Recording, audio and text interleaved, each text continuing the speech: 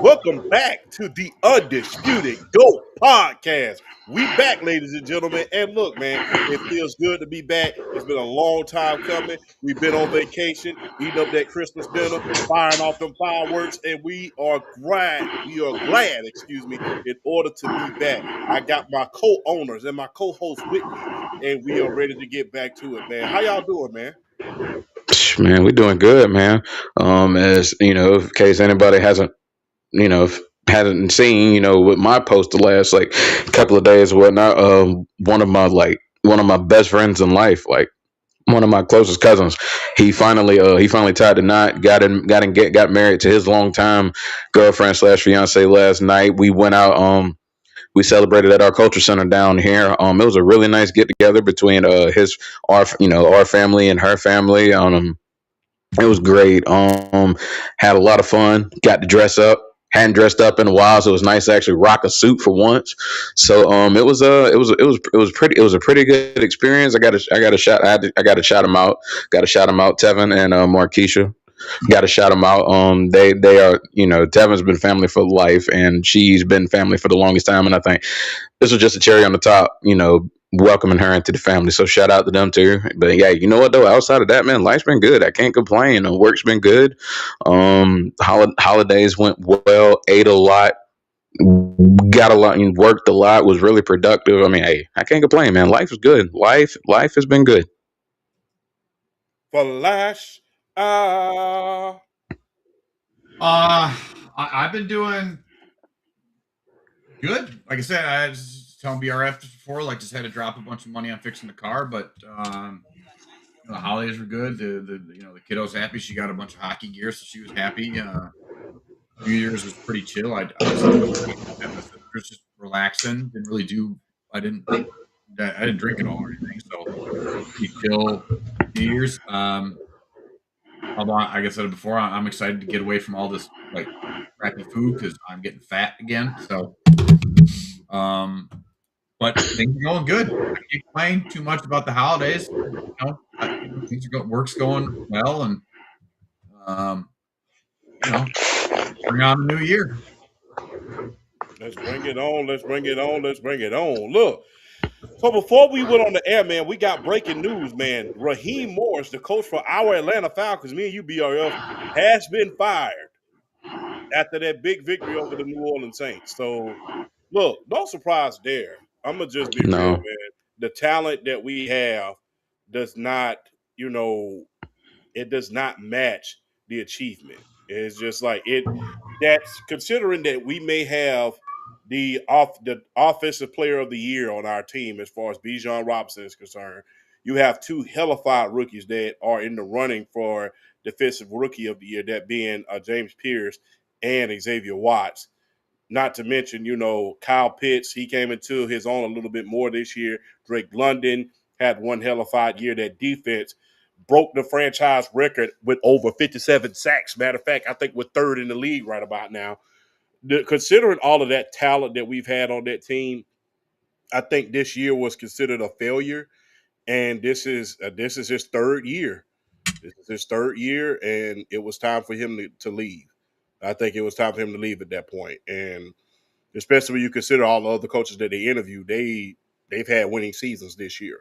So, they interviewed Mike Vrabel, they interviewed Mike McDonald, they've interviewed a litany of guys, but they didn't get them, and all of them are going to the playoffs this year.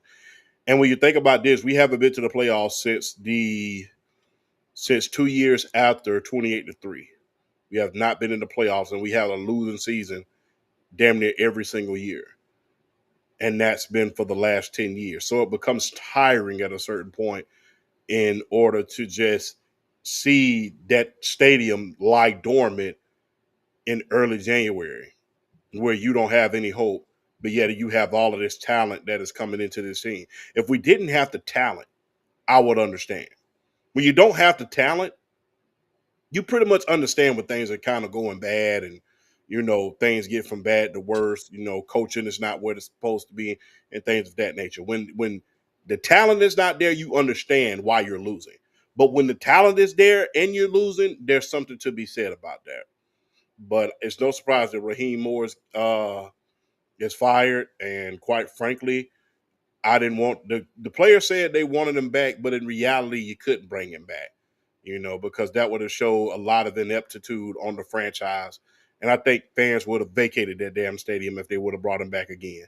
I don't think they could have gave away a ticket if you bought a Whopper, if if they would have let him come back again.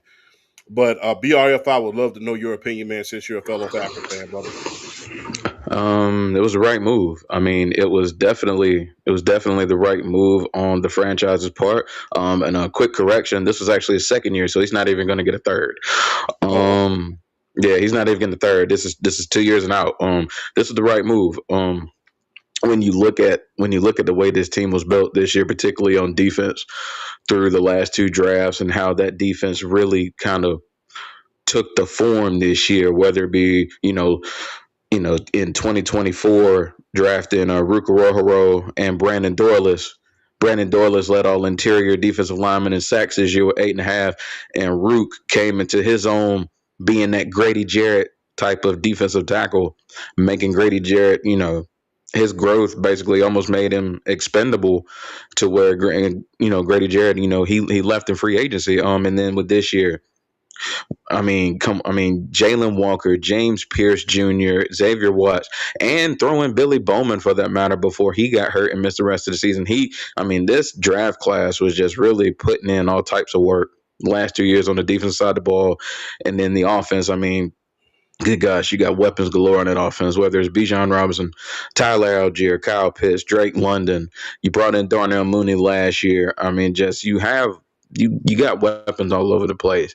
And I'm pretty sure, and I know one of the biggest things, that everybody's gonna harp on, and understandably so, is the quarterback position. You give Kirk Cousins $180 million, you turn around and draft Michael Penix eighth in the draft. Kirk starts 6-3, gets hurt, lies about being hurt, plays through it, and then Michael Penix comes out, plays well the end of 2024. You go with him in 2025. He has an up and down year, gets hurt. You go back to Kirk, and it's I don't know. It's kind of like this. Basically, been like the path of the franchise really since Matt Ryan left. And I say it again. I hope fans appreciate having stability at that position, because I feel like he's probably one of, if not the most overhated quarterbacks of the last, good Lord, 20 years. When you consider everything he did for the franchise, and now you look where the franchise is at. With that being said, the biggest the rumor that was coming into the day was he was going to stay and Terry Fontenot was going to go, and it looks like it's probably it really should be, regardless of what coach they bring, regardless of the coach or regardless of how they want to treat the situation. I think with Raheem being fired, I think they're gonna. I hope they keep Terry and let Terry kind of have say so in this coaching situation as well. For one thing, Rich McKay needs to go too, because I honestly feel like Rich McKay being in Arthur Blank's ear has not helped this franchise in a long, long time, and he needs to go. He's archaic in his ways. He needs to go. He needs to go. Rich needs to go. It's almost kind of, it feels complacent with Rich McKay as the CEO of this organization, and I think he needs to go. There was the Matt Ryan rumblings that was coming out that I did the video on. I think what they're saying about him is he's going to have, if they bring him in, he's going to be like what Chris Spielman is to the Detroit Lions, as Yeah. far as being a liaison and that, an advisor, helping on the field, off the field, stuff like that. And I think that would be the perfect role for him, and still being able to be involved in scouting and personnel choices. I think that would be the perfect move if the Falcons were to go that route. But I think Raheem needed to go. Breaking news. You I'm sorry, BRF. I'm sorry to interrupt, bro. But they just fired Terry Fontenot as well. holy crap, they got rid of both of them. They got rid of both of Wow. I them. I think that makes a lot of sense. I think, um, regardless of how we feel about anybody feels about the Penix draft pick, I think that was his. If that didn't succeed, that was going to end his time in Atlanta, and it hasn't succeeded. It just hasn't. He's the one that chose the coach. He's the one that chose the quarterback. And when you both fail at it, and and those are your two most important decisions as a general manager, and if you fail at both of those, that's unfortunately kind of how the cookie crumbles in that situation. Um, I originally I thought the Penix pick was a reach and a mistake. I know we all kind of went back and forth on it. I know Champ was kind of in the middle. BRF, you were okay with it, and I was against it. And then it seemed like at the end of last year, there was like hope. There was like, okay, all right, there's something there. And the fact that this team seemed to, after the Buffalo win, everybody, we talked about it on the show that we thought that they could possibly be a dark horse Super Bowl contender. And with the way the team was built and the way the team just fell apart offensively and as a whole was, honestly, it was real weird how the offense just, like, you should see kind of like what we saw with Chicago this year. Okay, the Bears. And we saw Caleb Williams. And it didn't start out great. I think we all were like, ugh. Like, is Caleb Williams the guy? Like, we're all kind of, this isn't going that well. And then all of a sudden, it just seemed like the light bulb clicked on in that Green Bay game, the first one. And the game started, like, all of a sudden, oh, wait a minute, he's actually going through his progressions and he's actually doing things. And then he's just been on a roll since, and he's played fucking fantastic since then. And Penix just seemed to go the opposite way, and now he's hurt. And so I think the smart move is to get rid of Raheem Morris and Terry Fontenot. I don't think the amount, like what Champ was saying, the talent that they have, there's no reason that they should be a below 500 football team. And for some odd reason, this offense has just, no matter who's at quarterback, has just not gotten going, like, at all. Like, it shouldn't be like, as good as Bijan Robinson is, and you can argue the fact that he's a top 3 running back in the league, which he probably is. And then you have Drake London, and on top of it, you have Kyle Pitts, who showed flashes all of a sudden of what he's capable of, and there's no excuses. Like, this team should have a top 5 offense in the league, and even an average quarterback should make this offense look. It should be easy with that kind of running game. Like, you should be able to get an average quarterback, and to make this offense go. Like, just imagine a guy like Brock Purdy in Atlanta with that kind of talent. Just a guy like that's an average, and I just think that you can't screw up the head coach pick. I think the Raheem Morris pick was at head coach originally was shaky at best, and then you can't screw up a quarterback pick. You just can't, and you can't reach for him that far. Well, no, I think let's just be real, and I hate to say it like this, but they fucked up on both ends. Now, I'm still on the Penix train. I'm still on his. I'm still riding with him. But the thing is, if you're going to bring a quarterback in, then that money that we paid Kurt should have went elsewhere. It should have went in free agency. If you were going to draft a quarterback and you already had that in your mind, then we should have went on ahead and just said, "Hey, you're going to start from day one. We're going to build chemistry with this team, and we're gonna do it the right way." So I really think that it was a double whammy. Now, am I giving up on Michael? No, I'm not. But the thing is, I think the whole Kirk Cousins situation on top of, now you have 2 quarterbacks right about now, and the only way to kind of save face is get rid of Kirk Cousins. But the thing is, you don't know if you can get rid of him at this point because you don't know if Michael is going to come back next year. That's the problem. You can get rid of him. You probably look in the free agency and you try to go and get someone that's not going to be as expensive. You can still get rid of Kurt. You can still get rid of Kurt. We see these teams all over the place.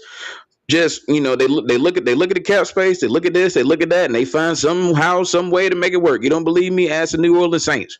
They are in cap hell every year and just find ways to make stuff work. So if they can make stuff work, we can make stuff work. We can make it work too. I don't. There's no reason for Kirk Cousins to be on this team in 2026, regardless of what the money is. If you find a way to make it work, make it work. There's no reason for him to be on this team next year. None at all.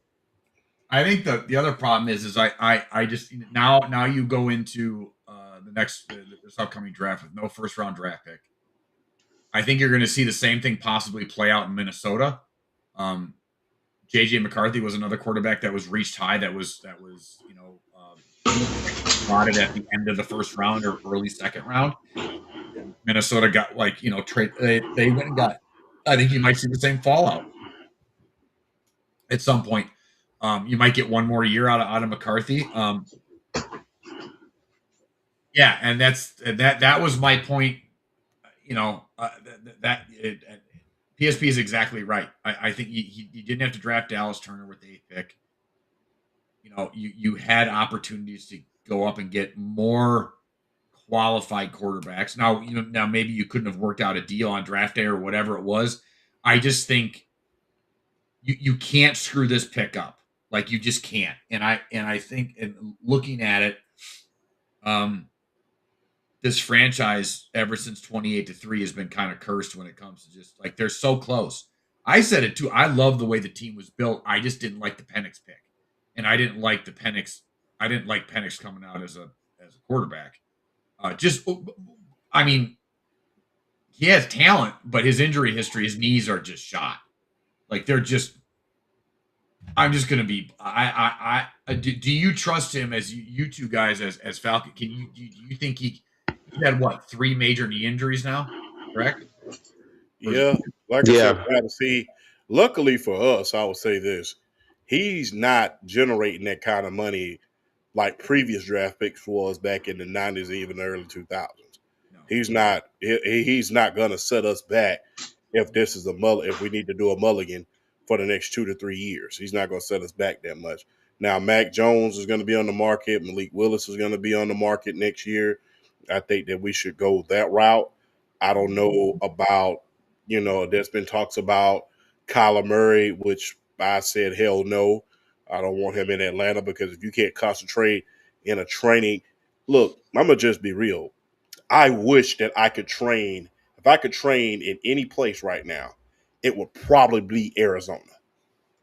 If I could train in a place right now and know that I'm going to be able to drop weight like I am, the elevation and everything like that, that is the perfect place in order to train. I mean, y'all know who trains in Arizona? Y'all know who trains in Arizona, right? Greg Jackson. You know who he trains? He trains John Jones. His school is embedded in Arizona. So when guys like Nate Marquardt and Georges St. Pierre and Rashad used to train, they used to go to Arizona and they used to train. The elevation, the heat, the humidity. That's how they used to go. So yeah, but I don't understand the whole logic behind a lot of things. But yeah, I'm still not off the train as of yet. I don't know how he's going to come back. I hope he's not another Teddy Bridgewater, where it's like a lot of wasted potential because he was hurt. But I honestly think that's the situation with this. And right now, if I'm Arthur Blank, I am bringing him. I am getting Mac Jones in there, and I am bringing whatever offensive coordinator in San Francisco or however to bring along with him. I don't know who the OC is in San Francisco. I'd have to look at that. I am paying attention to not only these playoffs, but after these playoffs, in terms of these franchises, as far as like, I don't know. It's like you get a sense. I don't know that as far as a lot of these teams, as far as these coaches and whatnot, I don't know. I don't think you can go the coordinator route what this franchise is currently built. I think you need somebody established. You need an established guy who's won before, who understands, who knows what it takes, who can bring his staff in there, get acquainted with all the players, get everything installed, and go from there. I don't think you can go the first year person anymore. I think you have to get somebody established in here, and I hope this is where the Matt Ryan thing comes in there, and I hope they bring him on because I mean, just with him playing, but him also having an understanding of football, he could probably look at some of these guys and at least kind of get into Arthur Blank's ear, like, okay, this person, this person, this person. But even still, though, this is definitely if there was ever a make or break in terms of like where this franchise is going to be within the next 2 to 5 years, this is definitely going to be the off season that could put that in place. But me personally, you got the first year coordinator or the it's got to be somebody proven. It's got to be somebody proven. I don't think you can go. I don't think you can go the first year new head coach route again. So you wouldn't want Clint Kubiak and what he's done. Well, he would be a guy as far okay now. If you're gonna go the new head coach route, he's probably at the top of the list with what he's doing with the Seattle offense. He's probably at the top of the list, and then maybe a dark horse would be somebody like a Joe Brady. But I would probably try to start it and end it with Clint Kubiak. If you're gonna go the coordinator turned head coach route again, it would probably be Clint Kubiak. Because like right now, who's an established guy that you really would? Brian Flores. He out and you I would think about him. I would like think about Brian him. Flores, but I would think. Go ahead. Sorry. No, I was just about to say I would. For me, he didn't do enough in Miami for me, and that's what kind of like it's kind of like pause for cause with him. Like Grant, was he right about Tua? Yes, but you know what? That don't validate everything you did in Miami. So he didn't do enough there for me to be like, oh yeah, let's bring him on. Granted, he's one of the best defense. If he's probably the best defensive coordinator in football. But even still, like, I don't know. I mean, he's an option, but I don't know. I'm kind of torn on the Brian Flores thing. I think you need a guy that can you need a guy that can either develop a quarterback or you need a guy. I think Clint Kubiak is your only. You're not going to go get Mike McCarthy. That's not going to be no. Other than that, like I mean, depending on what the Browns do with Kevin Stefanski, I wouldn't go with Kevin Stefanski. Like he's done nothing to show me that. He's another guy that has had a ton of talent and nothing to show for it. I honestly, I don't think you would go with Robert Saleh. He's a defensive coordinator. I don't know who the OC is for San Francisco off the top of my head, though. I can't think of, but PSP, you bringing up Troy Aikman? That's Matt Ryan. We don't need to go to Troy Aikman. That's what Matt Ryan. Go get Matt Ryan for that. You go get Matt Ryan for talent evaluation. Go get Matt Ryan. If he's seriously considering it, you just get Matt Ryan. He's too familiar with the organization. He's too familiar with Arthur Blank. He understands things. We don't have to go to Troy Aikman Mount. We just go get Matt Ryan. Oh, shit, Clay Kubiak, his brother is the offensive coordinator. His brother's OC at San Francisco. And honestly, right now, the only thing that I am going to use Matt Ryan for is if you're going to concede, I don't want him like coaching, but no. But to me, the biggest thing he should be a part of is the interview process with the head coaches.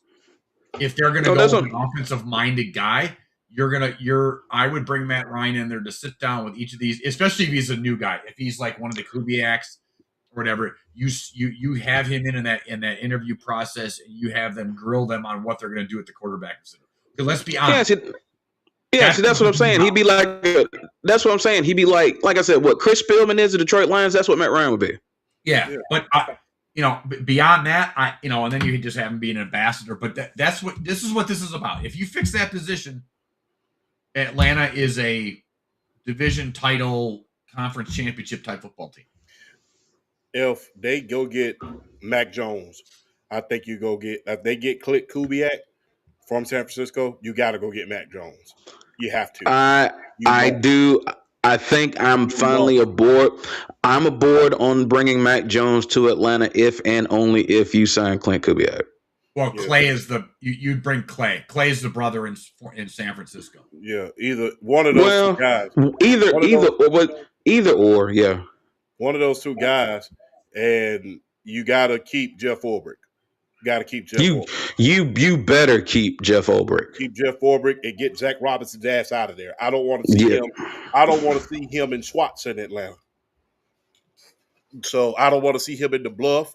I don't want to see him in Swatch. I don't want to see him in East Point. I don't want to see him in Marietta. I don't want to see him in Alpharetta. I don't even. not the I don't want to see him not in Astor Dunwoody. not the So, bluff. so I don't want to see him nowhere near Atlanta. Get his ass up out of there and not don't go to the varsity on the way out. So not the bluff. God, boy, you just yeah. But I mean, you're right though. Zach Robinson. I mean, for someone working under the Sean McVay coaching tree, has done absolutely nothing to justify hiring him as the OC's done absolutely nothing. yeah. So yeah, that's how I feel about that. I Let's mean, stay. I'll put it this way: Kyle Shanahan came out 2 days ago and said that uh, Clay is the best offensive assistant he's ever had. So Good God, and that's saying something coming from Kyle Shanahan. So yeah, I'm just gonna. I mean, he could just be glowing him up a little bit, but I'm telling you, if I'm Atlanta, I go get Mac Jones and I go get him. yeah. If you can pull it off. Now, it doesn't mean they're going to agree to come there, but If you can, yeah, if you can do it. that's what I do. Because you don't have any kind of draft capital, and if you do trade future draft capital, you're going to have to give up a mountain of stuff to get anywhere near to get one of these top quarterbacks in the upcoming draft. I think the Mac Jones thing, he was poorly treated in New England, and we're seeing what he could do with actual quality coaching. And so just imagine him in a stable condition without a guy in front of him, and you give him the keys to the kingdom. So and with those kind of weapons, I don't know. I think that's the way you go. I think if you don't do that in Atlanta, you can't land them. In fact, I honestly think if I was a betting man, which I'm not, but if I was, I would bet a whole paycheck that Arthur Blank that's the plan by Arthur Blank. I will be 100% is to get one of the Kubiak brothers, if not Kyle or Clay, sorry, and get him and Mac Jones in. That's my thought. That's the only play you have really right now. Either that or see how sweet shit is out there in Arizona. Because his contract, I don't want him there, but their thing is that the talent his contract's going to expire in 2 years. That's the thing. His contract expires in 2028, so you only got to deal with the little idiot for 2 years. Champ, if anything, you at least, trust me. I haven't been a fan of the idea of Kyler Murray coming to Atlanta either. You make a phone call at least. Not saying get him, but you have to gauge the temperature a little bit. Just to see what Arizona's just to see what Arizona's gonna ask for. If they're asking for the sun, the moon, and the stars, then heck no, because Kyler Murray's not worthy of it. But you at least gauge the temperature in the room a little bit. But I still think Mac Jones is the better solution. Hey, look, I'm gonna just be real. If you ask for the sun, the moon, and the stars, no. But if you only asking for a car and a date with my girlfriend's sister, then You know, I'm still taking. I'm not. I'm still probably gonna go with Mac Jones in I that still want to go situation with Mac because I Jones. think you. Kyler Murray's not because Kyler Murray's because as the face of the franchise, he has not shown you that he's worthy to be trusted to be the face of the franchise at all. And here's the thing too, like you make BRF's right where you make a phone call just in case you can't land Mac Jones and Clay or one of the Kubiak, like you do your due diligence and you have a backup plan. Yeah, But exactly. if that's your backup plan to go get Kyler Yeah, Murray, that's a backup plan because I we don't don't know even if think you Penix is do going to be that. there. I don't No, even. PSP. I don't want to deal with the contract, but at the same time, as a responsible front office member of this franchise, you must do due diligence. You are in there's no room for error here. You have to put all your ducks in a row. You have to cross all your T's. You have to dot all your I's. Like no, no, no, no, no, no. Yeah, You have to, yeah, you have to lay it all out there, and you have to weigh all your options. I'm not saying take them because I don't want them, but you have to at the very least gauge. You have to gauge the temperature in the room just to see. and I would interview Kyler Murray before I bring him in. Hey, are you down for the cause? And then, like I said, this is a second, maybe last resort. I'm going Mac. Exactly, I'm going Mac Jones, and then if I can't get him, Malik Willis, and then if I can't get him, then I'm going to lean that route because I don't really trust these quarterbacks. brother. I would make the unrealistic phone call to Joe Burrow's people before I make the Kyler Murray call. I 100% agree. Because if I'm Atlanta right now and my last resort is Kyle Murray, then I'm not doing anything. I'm not doing anything. Yeah, You're going to waste draft capital and you're going to take on a huge contract for a gamer. Exactly, for a guy you don't even know his head's in the game. I got a pretty idea. Oh Probably gosh. need to pay attention to what's going on in Baltimore. I knew somebody was going to bring it up eventually. See if we can revisit. See if we can revisit that. All right, I've been wanting to say. All right, I think the smoke between the two of those is just that. I think it's a bunch of smoke. I don't believe half the drama that I hear out of Baltimore or Philadelphia. I don't. John Harbaugh. We talked about this. Harbaugh is the second winningest head coach behind Bill Belichick since Harbaugh started. Yep. We had this we had talked about this like 2 years ago. It would be beyond stupid to get rid of Harbaugh as a head coach. It'd also be beyond stupid to move on from Lamar Jackson too, because who are you going to go get that's better? You'd have to blow up the entire team. And now, you had a bad year. Facts. You've had a bad year. You've had injuries. You've had you have been you've been a team that's typically gone deep into the playoffs. You've had long seasons. You're a tired football team. You're an injured football team. It would be dumb to get rid of either one of them. I don't want to hear this nonsense. Lamar Jackson isn't going anywhere, and if Harbaugh went anywhere, I would be floored if he went anywhere. And if he does, honestly, if you're Atlanta, if you go get him, get him yesterday if he gets fired. You go get John Harbaugh yesterday. Yes. Yes, exactly. If John Harbaugh gets fired from the Baltimore Ravens, the hell with any other phone call, you go get him. You go get him. You throw the dump truck at him. Exactly. You back the Brinks truck. Give him whatever the hell he wants if they fire him.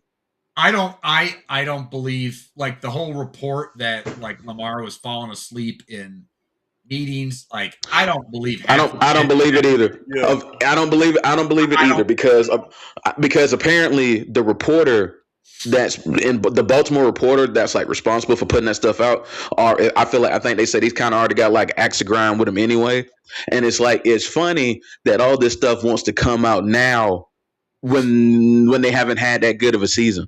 And that's how it works sometimes.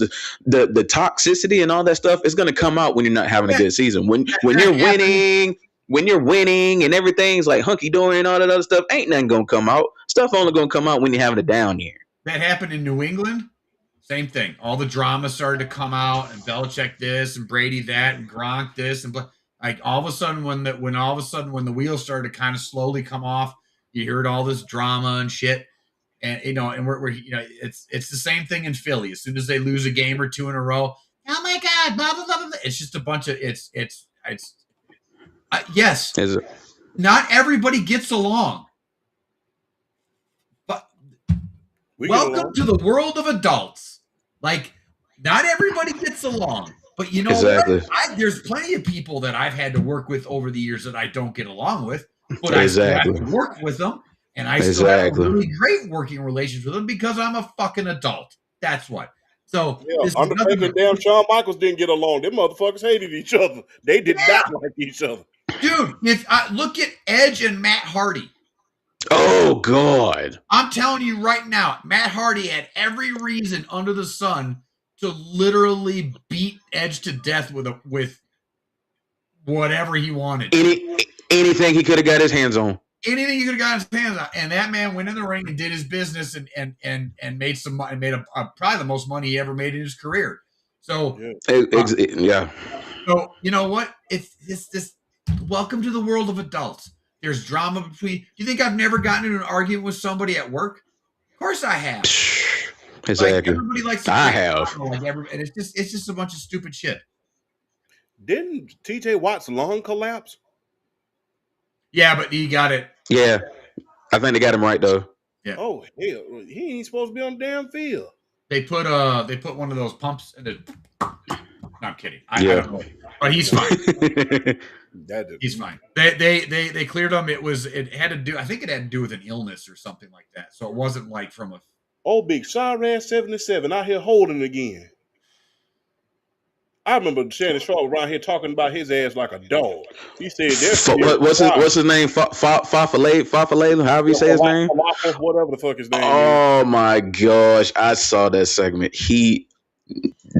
Shannon Sharp lit him up, but I mean, honestly though, if there was ever a weak link on an offensive line, it's been him for Baltimore.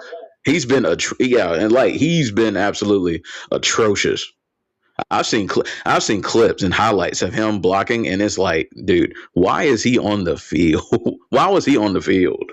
And the thing is, like, you don't wish nobody losing their job, but at the same time, though, you're trying to win, and you want the best players on the field. Yeah. So let's stick with pro. We're already on pro. Real quick, Myles Garrett, 1 minute apiece. Who do you see him surpassing on the all-time sack list, and can he surpass Bruce Smith? 1 minute apiece.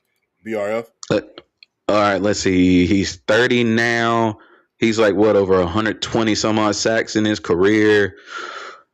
I think he can break the record. I think he can pass Bruce if he stays on this trajectory. He takes care of his body. I mean, he's 30. He's still playing like he just got drafted in the league. I mean, he's the best defensive player in football. If he stays on this trajectory, I personally think he could pass Bruce Smith. I mean, he's already starting to put himself in terms of greatest defensive players of all time. I think he's probably entered in top 10 all-time consideration. I mean, he's definitely in that convo, and he's slowly about to start creeping up because, I mean, the body, luckily for him, his body hasn't started to slow down yet. I think he could pass Bruce Smith at this trajectory. Dude's been unreal. Yeah, plus they brought in another great defensive player in CARSON, so that's taking a little bit of pressure off him. I think they need to bring in another pass rusher for him so he can have a book. They definitely need to do that. Yeah, they need to bring in another one. Look, Oakland, Las Vegas, Portland, whatever the hell. Max Crosby, he seems like he's unhappy out there. So you got two first-round picks. Wouldn't it be nice to give up just one, that late first-round pick, in order to get you a nice another bookend in order to go with Myles Garrett and Max Crosby on the same defensive line. So yeah. So 1 minute for me. I can see him surpassing a lot of guys. I know next year I can see him passing Lawrence Taylor and Ricky Jackson at this point. I mean, I could see him surpassing those guys, especially if he has another big season, and if they bring in another pass rusher. I really think if you have one big pass rusher, that's a disadvantage. Plus, it's going to be interesting to see what Mason Graham how he ends up being. Mason Graham he had a pretty decent year this year.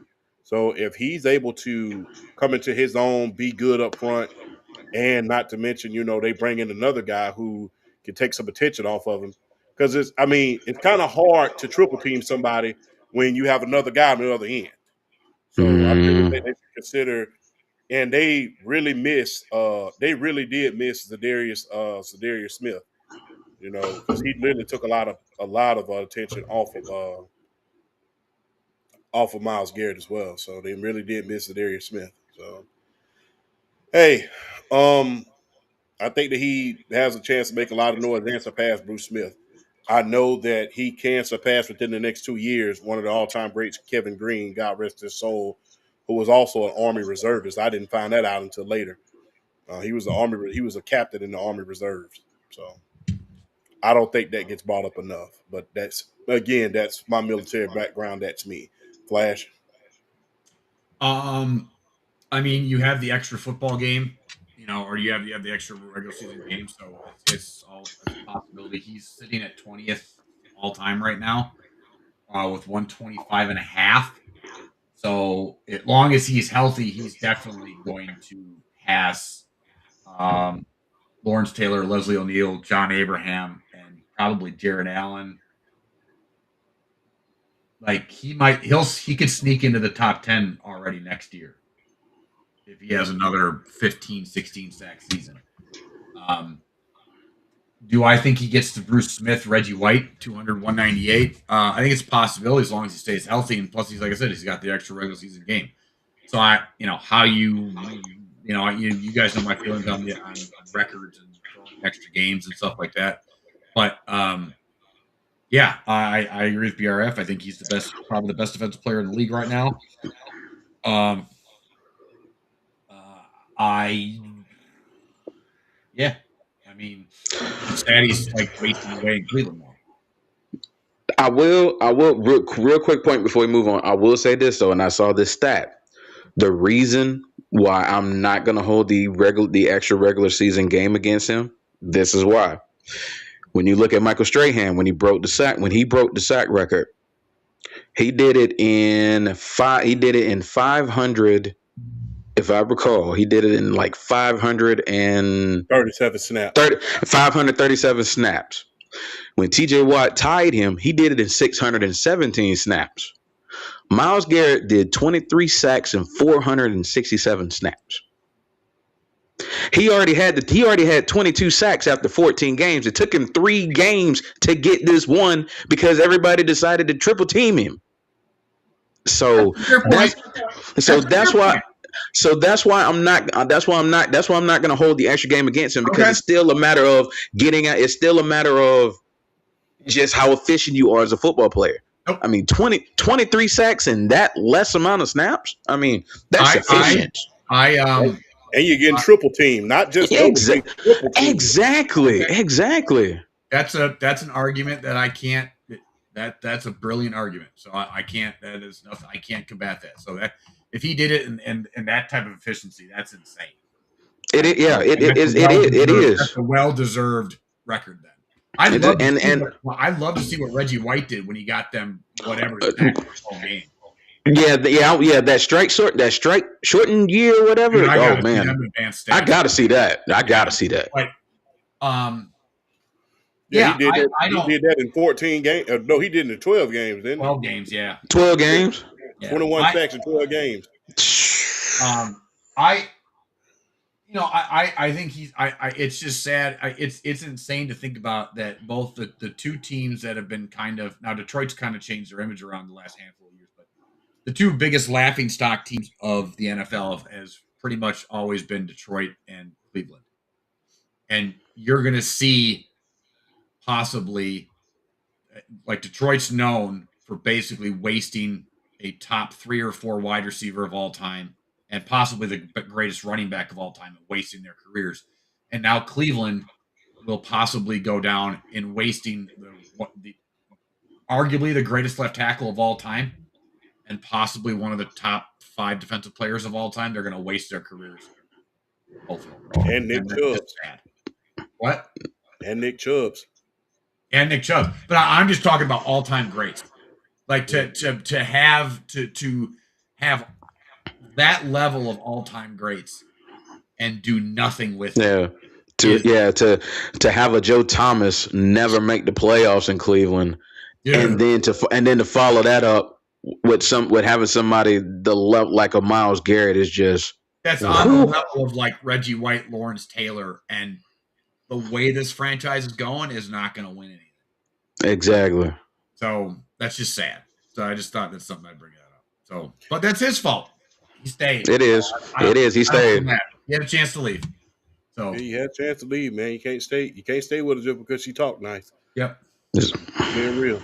So,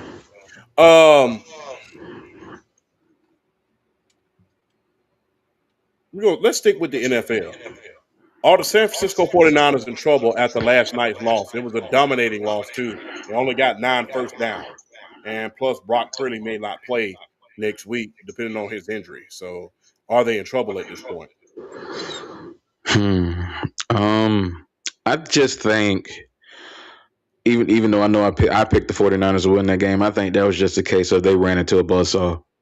Like right now, the Seattle Seahawks are just, especially on defense, it's like that defense. I think their Achilles heel is going to be consistent offense. But I tell you what, though, they ran into a buzzsaw. That defense has been on one the last like 2+ months of the season when they finally start to click. Like they've been on like their defense and Houston defense scared me the most.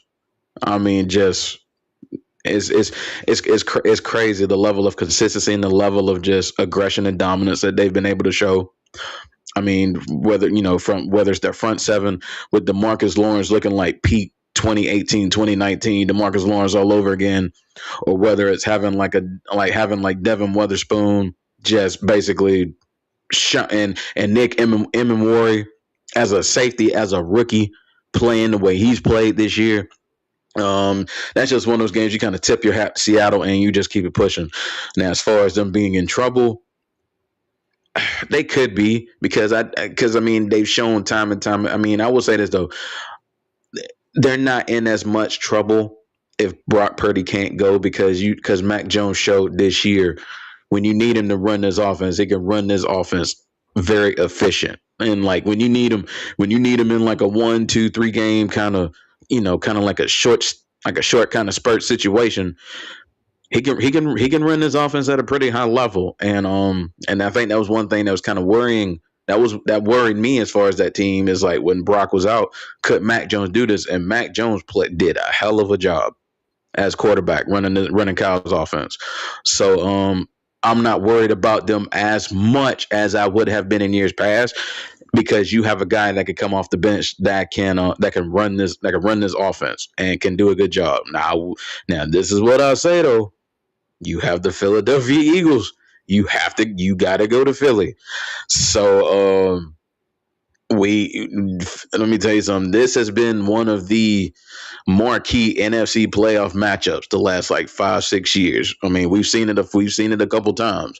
So this is another big time situation, big time game with these two franchises going up against each other, and the way Philly's defense has been, basically getting everybody back, particularly getting Jalen Carter back. They are on a completely different level when they have Jalen Carter, when they have him manning the middle beside Jordan Davis. I mean, Jordan Davis is one of the biggest Pro Bowl snubs, but even still, Jalen Carter and Jordan Davis beside each other, they might be the most. They may be. I think they are. They're the best defensive tackle duo in football when all systems are go. So it's mainly like with San Fran, it's mainly about getting Christian McCaffrey involved, getting the ball in his hands and letting him do his thing. And then the receivers, whether it's a Jawan Jennings or a Ricky Pearsall or Kendrick Bourne, you hope you have George Kittle back for the for the playoff game. But Jake Tunges has done a pretty good job as coming in to kind of to back up George Kittle, and George Kittle hasn't been healthy. So San Fran, I give them a shot against Philadelphia because they can put points on the board. And I still think even though Quinyon Mitchell's has been taken off as a corner. Like you have him, you have Blankenship, you have Cooper DeJean. I mean, you have players in that secondary, but you could still kind of attack them a little bit. So I give San Fran a punch. I give San Fran a very good chance to go to Philly and win this game. I mean, we're not going to pick yet, but I give them a chance to win this game because I mean, Kyle Shanahan, for whatever reason, he might not be the greatest when it comes to these in those Super Bowl games, but in conference, he's about as good as it gets. Getting his team to the Super Bowl, he's about as good as it gets. So I give San Francisco a chance. I don't think they're not in as much trouble as they've been in years past because they got Mac Jones coming off the bench who's shown that he could run this offense. So that's basically, if I was to summarize that, they're not in as much trouble as they would have been in years past. Flashman. No, I think it's just a divisional rivalry game that's close, and sometimes those are ugly games. Plain and simple. I mean, Seattle's a good football team this year. They deserve the number one seed. I mean, that's just is what it is. They've been consistently great all year. That defense is top level, but how often are you going to see Christian McCaffrey only go for 2.9 yards a carry? Like I mean, it's a division game. That this could completely swing the other way when they play in the playoffs. So I'm not. Are they in trouble? No. If the Purdy injury is a thing, then they have Mac Jones as their backup, and we were just talking about how Atlanta needs to go get him. So I'm not. It doesn't mean they're going to win, but I mean, what's the definition of trouble? Like, does trouble mean like they're going to lose, like they're going to get smoked, or or is it just I mean, yeah, they're split.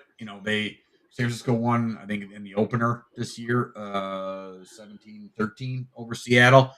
So I expect another kind of low scoring, slug it out type of game. It's a divisional football game, so or interdivisional football game. So let's it can completely go the opposite way, and I wouldn't be shocked by it. All right. We're gonna stick in the NFL. We're gonna stick to the NFL at this point. NFL playoffs. Who needs to win the most? Real quick, 60 seconds. Oh, this is easy. Who needs to win the most? It's Sean McDermott. It's Sean McDermott. It's the Buffalo Bills. It's not even close. They need to win the most. Because this AFC's laid out for them this year. We can talk about Denver, you know what I'm saying? We can talk about New England and all that other stuff. It is laid out for the Buffalo Bills to go get this year. Because Denver and New England are not coming in they're not coming in as the most experienced teams in the world. It's Sean McDermott and it's the Buffalo Bills. They need this more than any other team because they're like the preeminent franchise going in the AFC. Like Kansas City's not in. Let's say Baltimore loses this game, they don't get in. Yeah, I mean, if the Buffalo Bills can't get it this year, when are they going to get it? I mean, it's as simple as that. For me, it's the Buffalo Bills, and it's not even close. I'm going to go another route with it. I'm not going to go with a coach. I'm going to go with a player, and I'm going to go with Trevor Lawrence because this is the best season that you had. You really, in the great words of Flash right about now, you got a Bible stuck up your ass. Sorry, God, but that's just what it is. You have a Bible with you because guess what? You don't have to worry about the big dogs anymore. Buffalo is coming into your house. You don't have to go anywhere. You're the second seed. You don't have to go anywhere. You're a division rival. You won your division. So this is your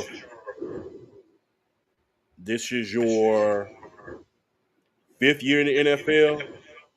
You've only had 2 winnings. This is only your second winning season. Second.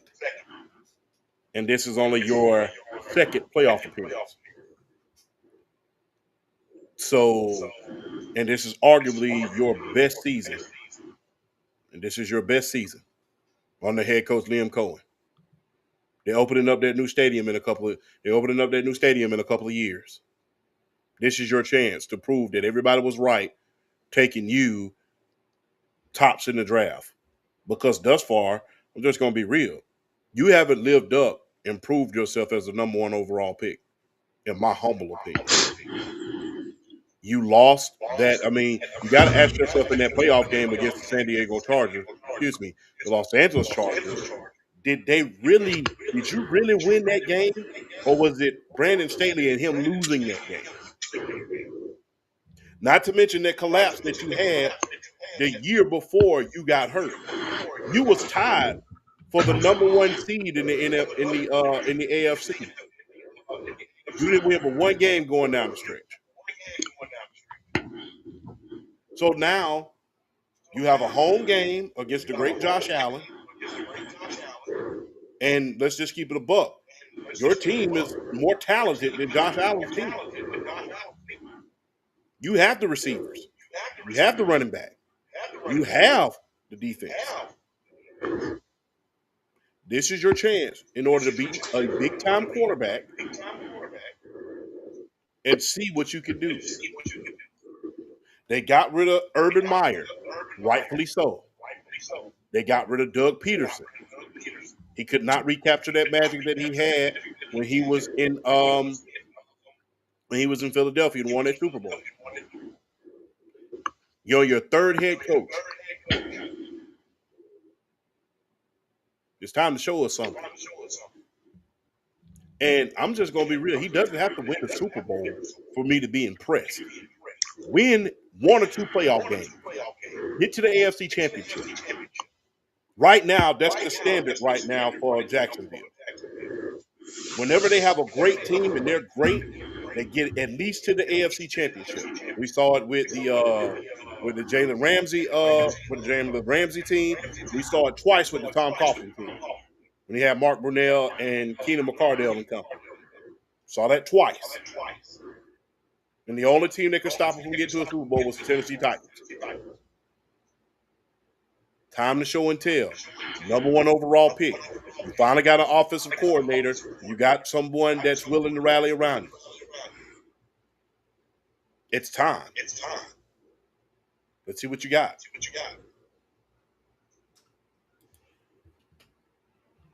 I mean, the obvious pick I think is Josh Allen. Like this is just there's no Mahomes. We're not going to know if there's going to be a Lamar Jackson here or not. We're not going to know for another half of football, essentially a little bit more than that. I think there's a lot of picks. I do like your pick a little bit. I want to give a little bit of grace to Trevor Lawrence just because they finally found a head coach to match up with him after just a bunch of shit. So that I think he needs a little bit of grace. I think he needs to play well at the very least against Buffalo. And it needs to be a good football game. And he needs to play well. That's the win for him. Would it be a benefit if they pull off the win against Buffalo? Absolutely, yes. There's actually a lot of players / people that need to win in this thing. I think the only teams that aren't under the pressure to win really are probably Philly and the Rams. Every other football team, you could make a solid case to put pressure on winning, except for maybe Denver. Denver, we didn't think we're going to be here, and even Chicago. I don't think there's a lot of pressure to really win. Win the Super Bowl or go deep. But I think, and I guess Seattle too, because we didn't expect that either. But I can make a case for Green Bay. I can make a case for San Francisco. I can make a case, maybe not so much for Carolina, but I can make a case for New England. I can make a case for the Chargers. I can make a case for Jacksonville, Buffalo, Pittsburgh, Houston. Especially the Chargers with Justin Herbert. Yeah. So there are a lot of guys who are not. There's a lot of chatter people talking about that. Regardless of the injury bug that Green Bay's gotten, they need to do something in this playoffs. If people are talking Super Bowl, I think that's asinine and stupid considering the injuries. I also think Matt LaFleur has been one of the most successful head coaches, right off the bat. That's stupid. They're still the youngest football team in the league. And their injuries this year have been insane. I do think that Kyle Shanahan, I didn't say they were in trouble, but if he wins a Super Bowl finally, that's massive. And his coaching legacy, and he's come up short multiple times. There's no Mahomes again to kind of get in his way. You could go to the Chargers and Herbert. That's a big thing. I also think there's a little bit of pressure on Harbaugh as well. Like you walked into this thing with supposedly a top flight quarterback. Again, you have no Mahomes in the way either. Can you just get past the first round? Champ touched on Jacksonville, BRF touched on Buffalo. Pittsburgh, if they get in, it's important for Aaron Rodgers and it's important for Tomlin. Especially Tomlin more than Rodgers. I feel like, it would do a lot for Rodgers' legacy if he won another one. But there's talk about getting rid of Tomlin, but that's been talked for the last 5 to 6 years. It never happens anyways, and I don't see it happening now. And then Houston. I honestly think that organization and CJ Stroud, like he came out his rookie year and looked like the next fucking whoever, looked like the next great quarterback, and then he's kind of regressed. He's kind of gotten a little bit better over the last second half of the year. Like he started to look more like how he did his rookie year. So there's a big case for him too. So this is why I think there's a lot of storylines going into the NFL playoff season that I really, really like, and I am curious to see how this plays out. No matter who wins the Super Bowl out of any of these teams, it's a great story, except for maybe Philly. I don't think nobody wants to see Philly in the damn Super Bowl. No, I think Philly's the only boring one. If you go through it, any of these other teams that win one, it's kind of a cool story. So I think the only would be Philly. So let's hope that Philly doesn't win it. So there's a lot of cases. New England, my football team. There's a lot of question on their strength of schedule. As much as great as Vrabel has been, there's a lot of talk. Well, can you win in the big time? He never got it done in Tennessee, even though they kind of sandbagged him towards the end. But there's pressure on there too. You are the New England Patriots. As much as you are in a rebuild process, and everybody thought that BRS said that they thought they had with the contention of winning the division. I didn't think that, but here we are. You're still the New England Patriots. You're a 6-time. You're coming off the greatest dynasty of all time, and so you're expected to win things. So let's see. So there's a lot of pressure. I'm excited for this bracket and all the stories that come along with it. All right. Real quick. Stick it in the pro. Year-end award winners. Real quick. Just reel them off.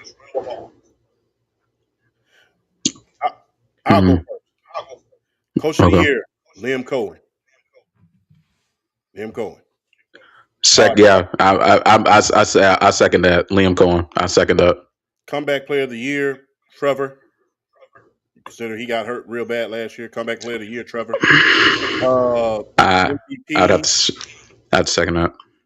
MVP, Drake May.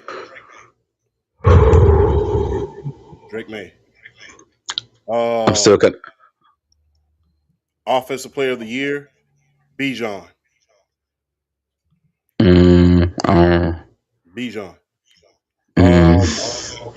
Defensive player of the year, unanimous decision, Myles Garrett. Defensive rookie of the year, James Pierce. Or either him or Xavier Watt. And offensive rookie of the year, McMillan. T-Mac from Carolina. Real quick, reel them off. I'm about to say Flash. You can go first. Oh man. All right, I'll just start with I think the most difficult one, which is MVP.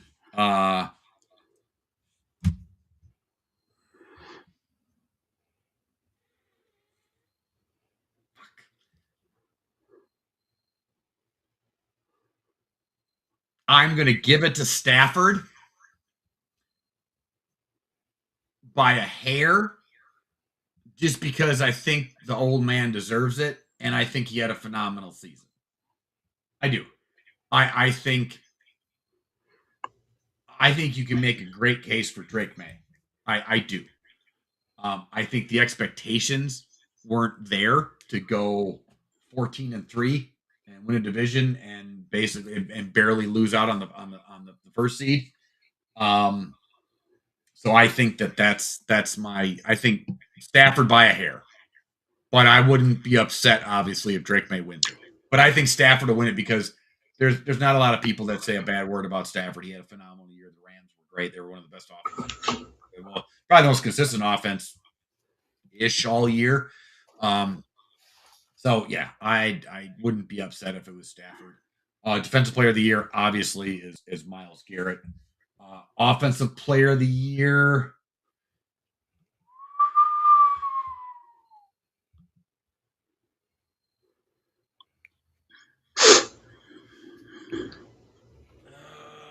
Boy. I'm gonna go with Jason Smith and Jigba. I think he's gonna be your offensive player of the year. Oh, that's nice. I think him. I think your defensive player of the or I think your defensive rookie of the year is I'm gonna butcher his last name, but Nick he's the safety out of Seattle too. Nick Emmenwari. Thank you. I think he's going to be your defensive. I think he should be your defensive player, defensive rookie of the year. Offensive rookie of the year.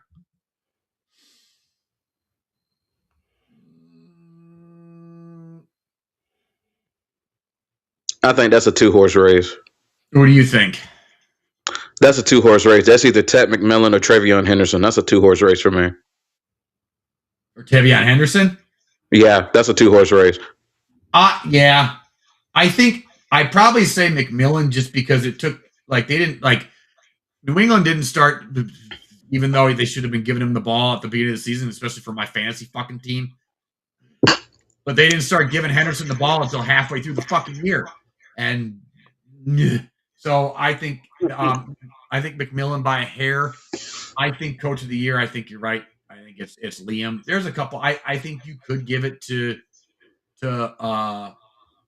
you could give it to Ben Johnson. I think in Chicago. I don't think I think you could give it to Mike McDonald in Seattle. I think that's not a bad. I don't. I think that would be your other contender to Liam would be Mike McDonald. I also think even though Carolina's 8-9, I don't think he's going to win it. But I think what he did with that football team. Dave Canales. Thank you. I think I think he'll get a couple votes just because.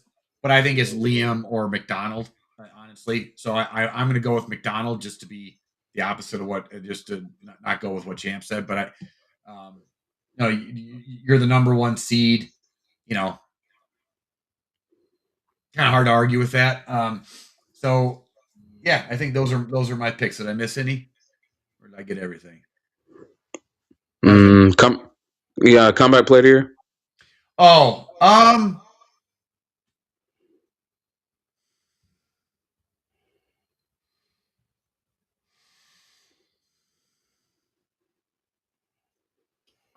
Caleb Williams. Caleb Williams would be my comeback player of the year, even though it's a little weird. But I think I would make an argument if it wasn't for he played well last year. Oh, if you could, as much as Stafford was great, he played good last year. The fact that everybody thought his career was over, during the summer and into training camp, the dude came out and played like an MVP. If they had an unexpected player of the year, that would be my guy. So there's that. No, my pick, Christian McCaffrey. Okay. Christian McCaffrey. There's another guy. We actually thought his career was On And life support. yeah, it was going to be a problem. And he came out and was arguably, again, the best running back in the league. So that's my guy. Christian, or that's my offensive, or my comeback player of the year. All right. My turn. I mean, you know I've been on MVP since the preseason. I'm not gonna, even though he had a even though he had a bad, like even though he had 3 interceptions against the Falcons, he still threw for like almost 300 yards and almost brought them back and won the game. Um, I'm gonna give it to Stafford. I'm still gonna roll with Stafford on this, just from the standpoint. Not only did he do what he did this season, but he also did what he did this season against the second strongest schedule in the league this year. So I think that has to be put into consideration as well. I mean, like over 40 touchdowns, single digit interceptions. I mean, that just can't be that just can't be slept on for a dude that's 37 years old. And don't get me wrong, Drake May's had an unbelievable season. I mean, it's a 2 horse race, but I still give it to Matthew Stafford by a hair for MVP. Um, Offensive Player of the Year. I love seeing what Bijan's doing, but I think if it's gonna be like a wire to wire winner, it's probably Jackson Smith and Jigba with the Seattle Seahawks. I would probably go him, but I mean, like, Bijan is definitely an honorable mention. Christian McCaffrey's an honorable mention. But I would probably go Jackson Smith and Jigba probably by a small hair. Um, Defensive Player of the Year is Myles Garrett. Go ahead and send him. Go ahead and send him the award. Just package the box, package it, send it to Cleveland or whatever. I mean, the preeminent force on defense. I mean, there's not. I mean, 23 sacks. He set the single season sack record. So there's nothing else to really be said about that. Offensive Rookie of the Year is Tech McMillan for me. I mean, I feel like wire to wire, he's been the most consistent rookie on the offensive side of the ball in the league. So I mean, Offensive Rookie of the Year is definitely Tech McMillan. Defensive Rookie of the Year. I mean, you got Carson Schlesinger from Cleveland. You got James Pierce and Xavier Watts from Atlanta. You got Nick Emmanwori from Seattle. Um, those are probably like the top 4 candidates right now. Like I said, I think just off of the really, really high tackle total, they're probably going to give it to Carson Schlesinger. If I had a vote, I would give it to Xavier Watts, actually. If I had a vote, I would give it to Xavier Watts. Just from the sheer, like, the takeover of the takeaway ability. I mean, it's just something to behold. And now don't get me wrong about James Pierce. I mean, the stretch he's been on the last like 8 or 9 games has been like one of the better stretches we've seen out of a rookie in a long time. But I feel like the media is going to look at that tackle total from Carson Schlesinger, and I think they're going to give him Defensive Rookie of the Year. So I'm thinking they're probably going to give it to Carson Schlesinger on that. Coach of the Year is Liam Cohen for me. I think he has the best narrative when you look at where Jacksonville was compared to where they are now, and how he's brought them up in like such a long way. I feel like my top 4 candidates are probably him, Ben Johnson, Mike Vrabel, Mike McDonald are probably my top 4 candidates for Coach of the Year. But I'm going to give it to Liam Cohen. Just that systematic turnaround he's done in Jacksonville in 1 year has been amazing to see. Comeback Player of the Year, yeah, I would probably go Trevor Lawrence. I would probably go Trevor Lawrence on that as well. I mean, like, just like all the bus talks he's been hearing, and for him to put it together, what 40 touchdowns this year. I mean, just the dude has. I mean, and you could say what you want about padding against, like, weak schedule and all of those stuff. So many teams have had weak schedules and didn't come through. So I mean, at the end of the day, you got to beat who's in front of you, and you got to play well against who's in front of you. And Trevor Lawrence has did that. So my comeback player of the year I would probably lean it towards Trevor Lawrence. So those would be my year-end awards. Okay. Let's stick to the pro with the last topic in the pro, and then we can move on to college. So look, as we all know, the Raiders have the #1 overall pick. If you're QB in the draft this year, if you're Fernando Mendoza or any of these quarterbacks, do you pull the Eli Manning or John Elway at this point? Real quick, do you? knowing how jacked up the Raiders is. 2 minutes, 2 minutes apiece. Let's go. Mm. I don't know. For me in the draft, there's not really a quarterback prospect that's like can't miss on the level to where you can like call your shot like that. If I'm a quarterback coming out this year, I let the cards fall. I let the let the cards fall as they may. Let it fall as they may. If you get drafted by the Raiders, you get drafted by the Raiders. You go in and you make the most out of a bad situation. I don't think I don't think the quarterbacks in this year's draft have enough cachet to really make a call like that to say I'm not going. Because I mean, because you have to look at those situations with John Elway and Eli Manning. John Elway was like the greatest quarterback prospect in the history of the league when he was coming out. And then Eli Manning, I mean, come on, man, his last name is Manning. I mean, what else are you going to say? So, I mean, just those were completely different situations to where maybe you could kind of manage it and make your way a little bit. And then, sure enough, John Elway gets to the Broncos, ultimately wins 2 championships at the back end of his career. But, we know how well he was playing early on in his career. And then Eli Manning, has the Tom Brady notch on his belt twice. I mean, he wasn't the greatest quarterback. He was never a top 10 quarterback in his career, but he was a really good playoff quarterback. And like I said, he's got the Tom Brady notch twice. So those situations to me were a little different than this year. If I'm a quarterback, like if I'm a Fernando Mendoza, if I'm a Drew Allar, if I'm like any of these guys coming out this year, I'm not trying that. Let everything fall as it may. If you get drafted by the Raiders, you get drafted by the Raiders, and you make the most out of a bad situation. They don't have the resume, they don't have the cachet to really say I don't want to go here and try to call their own shot. So I wouldn't do it personally if I was any quarterback coming out this year. If I'm a quarterback and they draft me number one overall, yeah, I'm not coming. I mean, especially if I'm the Heisman. I'm just being real. If I'm Fernando Mendoza, I'm coming from, especially if I'm winning a national championship and I brought an organization up in college and took them to the promised land within 2 straight years.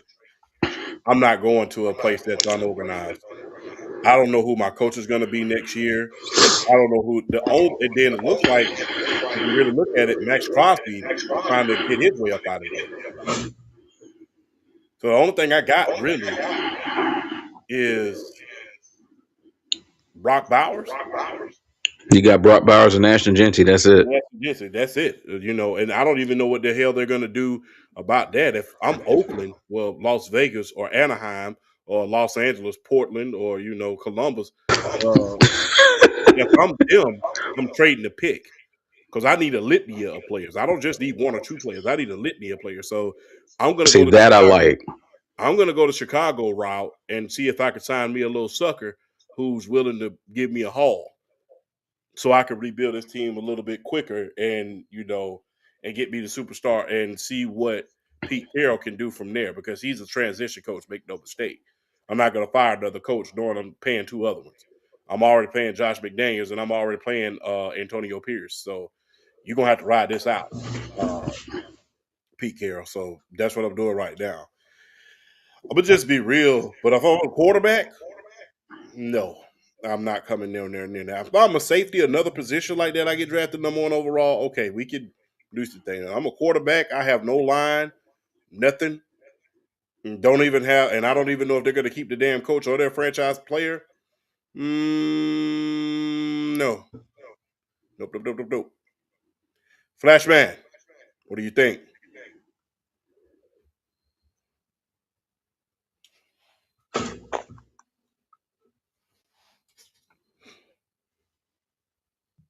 I think BRF is right. I don't think any of these quarterbacks have enough like I would fucking giggle if any of these guys try to pull that bullshit. Like,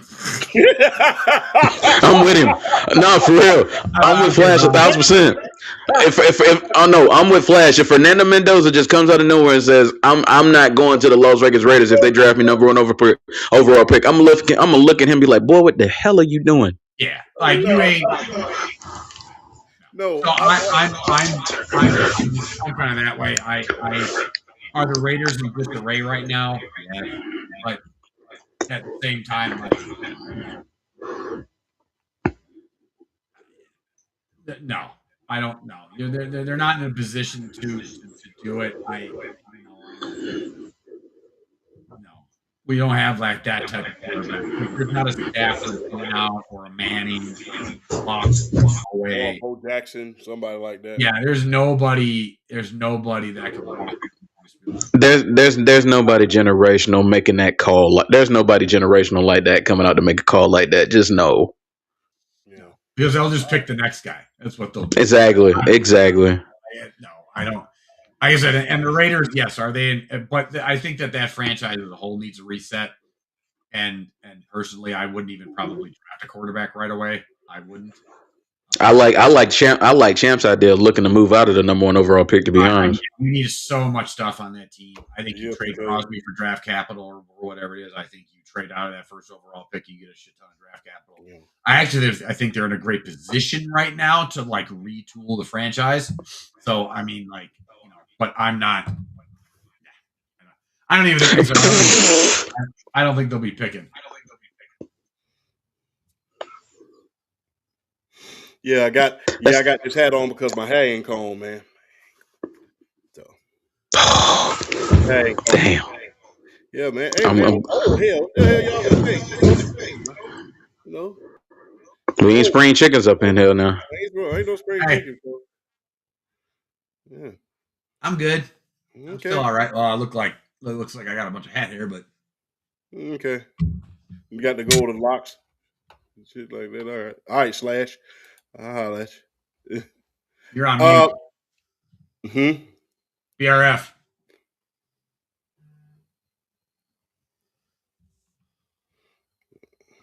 There we go. No, okay. Now just okay. There we go. Now just saying, don't. Hey, you hiding some fade and none of that. That's why you got the hat on. I know what's going on. Yeah, it's no, No, I got my I ain't get my haircut this week, so this shit look bad. So I've been wearing these hats all week because my shit look bad right about now. Because hey man, look, it's rent week. Hell, it's rent week. Hey man, the first of the month, it's either a haircut or this damn rent. And I like staying by myself. I like coming to this house and turning on my heat. So I feel you on that. I like coming to the house, turning on my heat, and doing little shit like that. Filling up my car full of gas, buying Hot Pockets, shit like that. I love that. You know what I'm saying? Yeah. Hey, might put some steaks on the grill next weekend. So hey, I like doing that shit. So yeah. But yeah, when it come down to that, it's $30 for a haircut or some of that. Yeah, I know my shit look bad. So he said rent week. Rent, not wet week. That's I ain't went to the strip club this week. But anyway, let's get to the college ranks. So look, the theme of the show, he who laughs. Real quick, 5 minutes apiece. Will Carson Beck get the last laugh? And with him winning, be a strike against Kirby and Bobo. No, okay. No, him winning will not be a strike against Kirby Smart and Mike Bobo. Not at all. With that, to get that answer, to get that question out of the way, no, that would not be a strike at all. Carson Beck just went to a situation with the Miami Hurricanes. They have an offense that fits his skill set, and it's just simple as that. This will not be a strike against Kirby and Bobo. They won 2 championships before him. So no, this is not a strike against them at all. With that being said, though, they can get to the national championship game. They can beat They really can beat Ole Miss because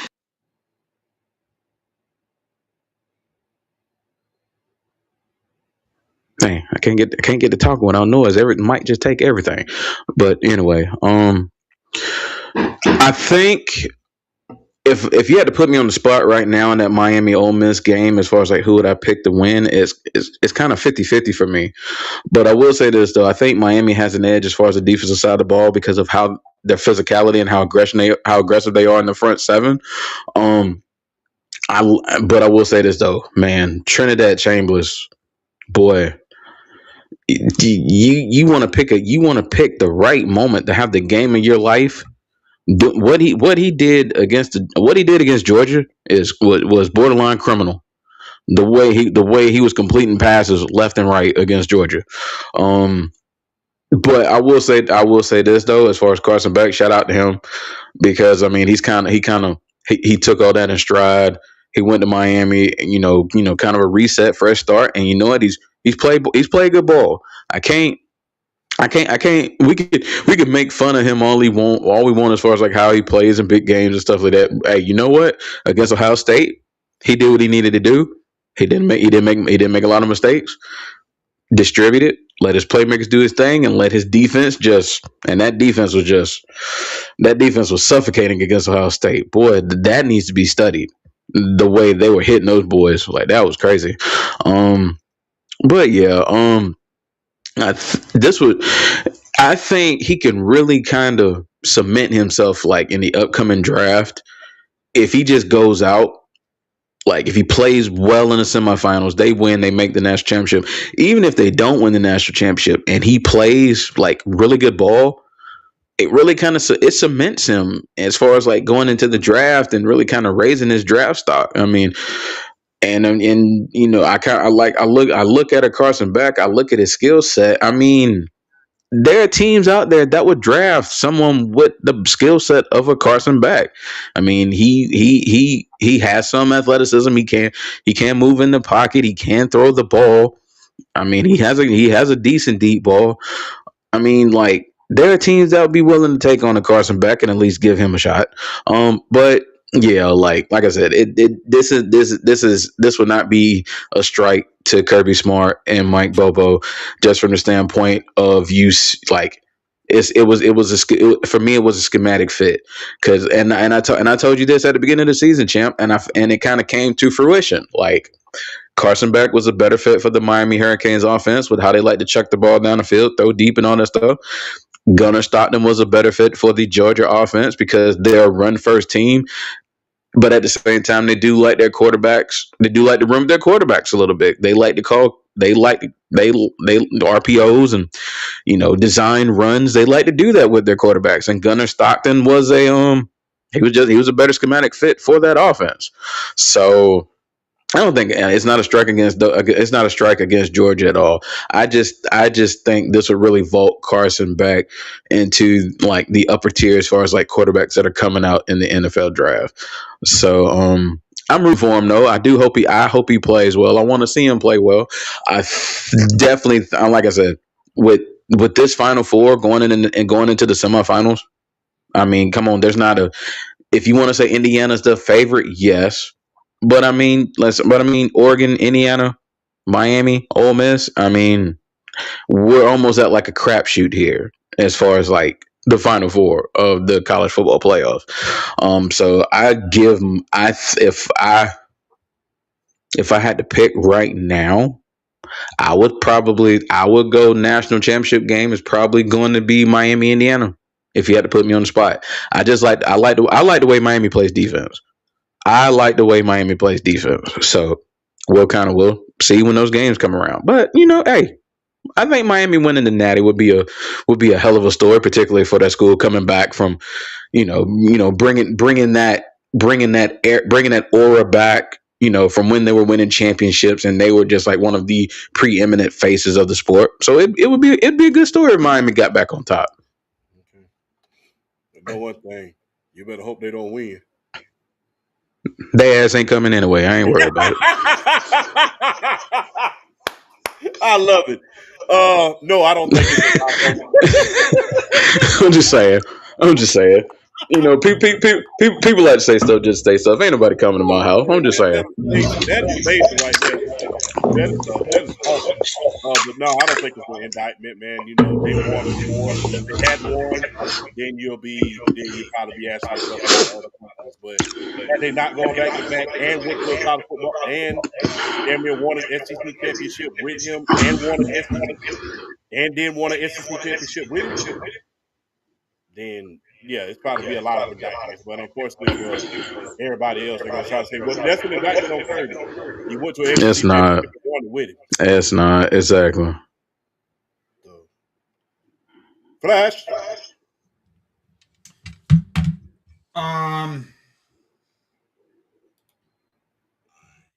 do I think he gets the last laugh? I mean, we have a lot of last laughs right now out of the three of the four teams that are alive. I mean, can you imagine if Ole Miss wins a national title and Lane Kiffin left? Ugh. We're getting to that next. But when it comes to Carson Beck, I mean, like, is it a dig at Georgia? Like, is it on Kirby? No, I think BRF's right. I know, but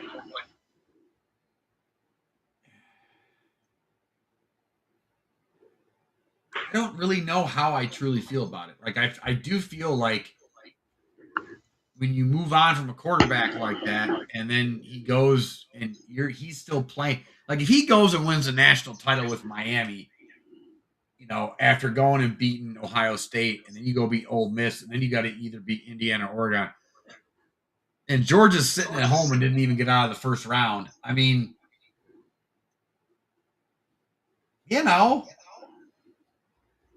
that's or their first game.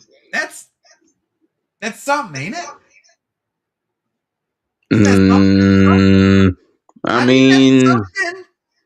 I mean, considering how bad you played the year before in the SEC championship game. Okay, he played one bad game, but one. Well, you just brought up that game. I'm just saying. I'm bringing it up as an example. It was more than one. I'm just bringing it up as an example in a big time situation. I'm just saying it's something, though. It's something because he's still playing and Georgia isn't. Yeah, I don't think it's anything, but do I think it's like do I think it's like a volcano explosion type big deal? No, but I think it's a little something. Like do I think if he wins a national title, he gets to smile into the camera and go like this to Georgia? Yeah, I do. I think he deserves that. I think there's a little bit of that. Just like Sam Darnold gets to, like, if he wins the Super Bowl, he gets to do the same thing in the camera in Minnesota. Like, it's something. Do I think it's like you blow up all of Georgia's like program? No, obviously not. But I think for Carson Beck, that's a good motivator for me. Okay. Let's stick with the let's move up to the upper side, to the state of Mississippi.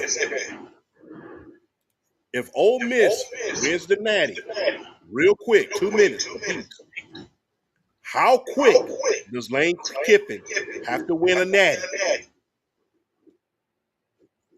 in LSU if Ole Miss wins this year? How quick do you have to win? I'm gonna be honest on this one. A little Lorder. This might be a little bit of a hot take, but here we go.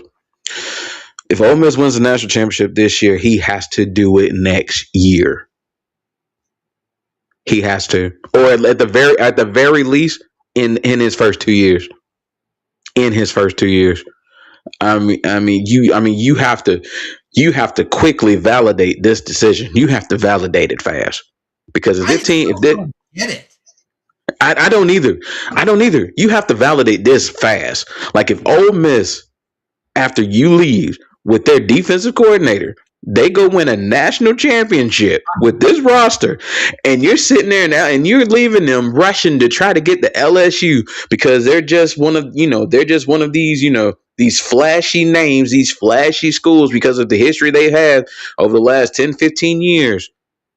You have to win a national championship in your first 2 years to validate this jump. Especially if Ole Miss goes and does this thing, which they have a really good shot at doing because that offense ain't lost nothing since you left. I get it because like you built something special in Ole Miss. They haven't won a national title since 1960. Like if you win a national title at Ole Miss, like let's not. Okay, Ole Miss isn't like Appalachia State. Ole Miss is a big time SEC football program, even though they haven't won a national title in years or whatever. Ole Miss has had a lot of really good notable football players come through that school. Yeah, and you could have won a national title for them And on top of it, you were on your way to building something massive, and you just left. Like for LSU, like don't get me wrong, I think LSU is a big time football school too, but like I don't think it's like that much bigger than Ole Miss. Not like it used to be, and not like it used to be. But even when it was like a handful of years ago, I still don't think it's like it's not like going from okay, like if you're if you're coaching at Buffalo University and then going to Notre Dame or Oh like no, it's you're not not that. Oh no, it's it's not not that. this It's not huge that jump, big of a right? drop. It's like to me when everybody was arguing that Saban should go back to the NFL, and I'm sitting there going, why? The jump, the like, you are going to be a college football god by the end of this. Why would you go to the NFL? Like the jump is not like you're going to be a football god. Like what? So if you're Lane Kiffin, you're looking at this situation, you're like, wait, I just built this program and we're on the verge of possibly winning a national title. And it was very much a possibility. I thought Ole Miss was one of the better teams, and everybody's kind of like just poo-pooing them. And I'm like, this is before the Lane Kiffin thing. I'm like, I don't know, man. I think they're just as good as Georgia, or I mean, I think we all thought Ohio State was going to be the be all end all. Apparently not. So, you know, I still a little baffled by the decision. It doesn't make any sense to me. And you had a chance again to be if you win one or two titles at Ole Miss, you are a football god, a college football god. You just are.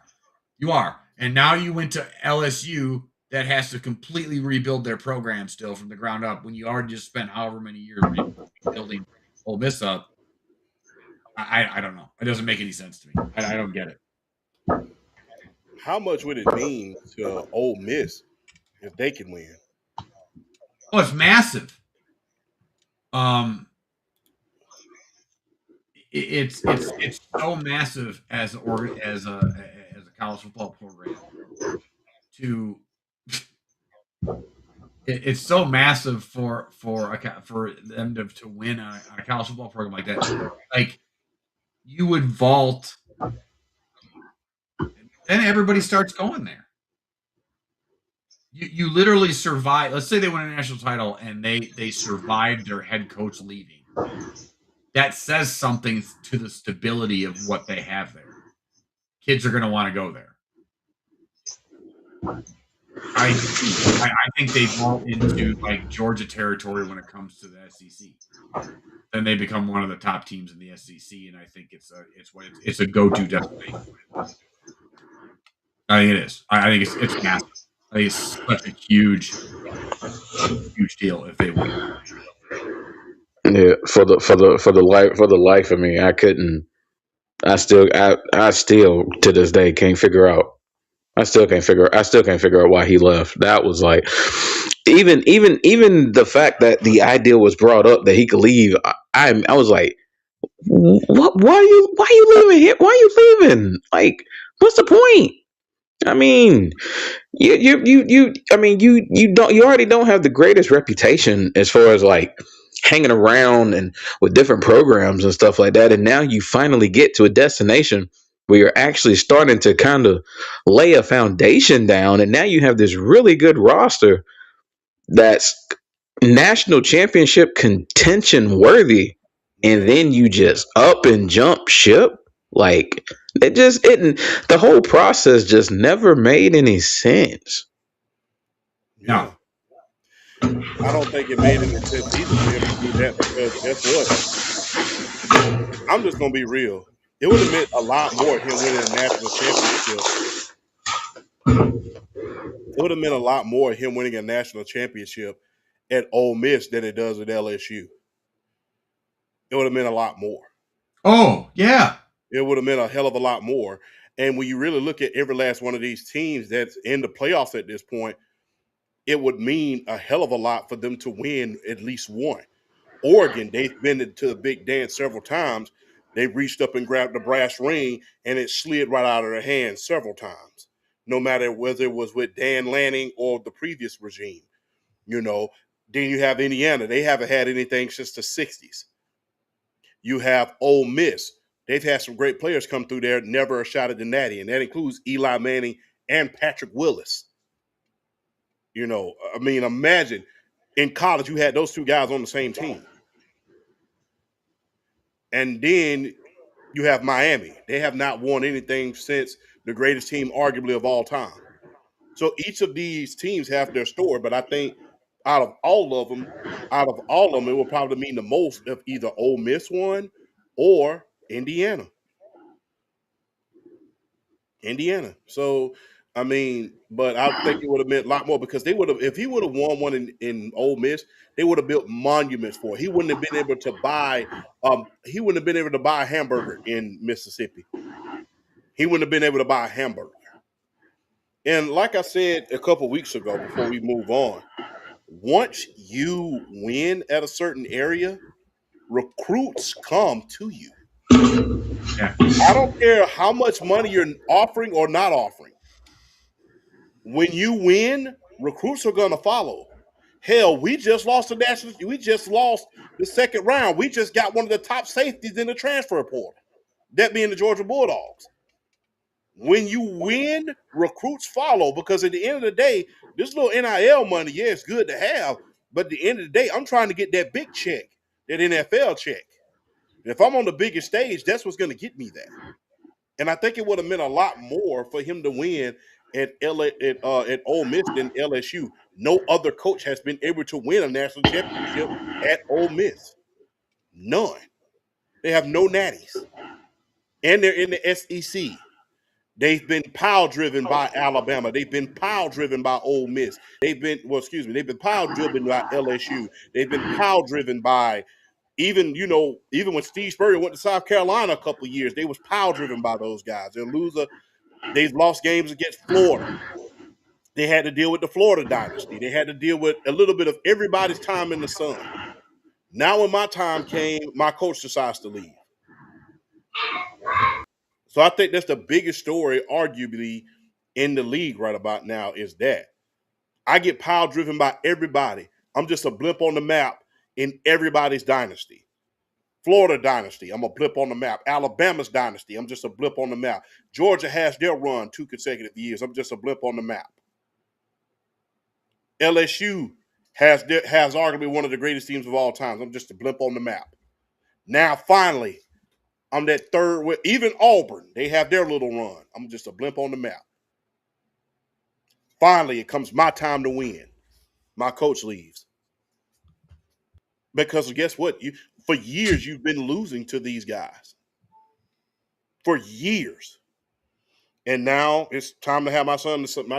Now it's my turn. Oh, it's my turn now. And my coach leaves and he's done this before. He left Tennessee in order to go to USC because that was quote unquote his dream job. He's done it before. So, hey, I think it's he has to win. I won't say next year. I'll say, look, I'll give you the benefit of the doubt. If Ole Miss, and that's a big if they win, because you got to play Indiana. I think they got to play. Well, they got to play Miami, and then I think Indiana's going to take it away from Dan Lanning. So I think Indiana's going to be. I think Kurt Signetti's going to take it away from them. They But beat those. Indiana's already beat Oregon this year, so I mean, so I think it's gonna be I think it's gonna be Kurt Signetti versus the defense coordinator from Ole Miss. They beat those teams. You beat the University of Miami, another great story, and then you beat an undefeated team who has a chance in order to win a national championship. That's a monument. That's a statue. You're not able to buy a piece of candy in Mississippi. So I really think that I'm just going to be real. If Ole Miss wins the national championship, you got to win within 3 years at LSU. Got to win within 3 years because right now The only other superstar coach you really have to worry about in the SEC is Kirby Smart.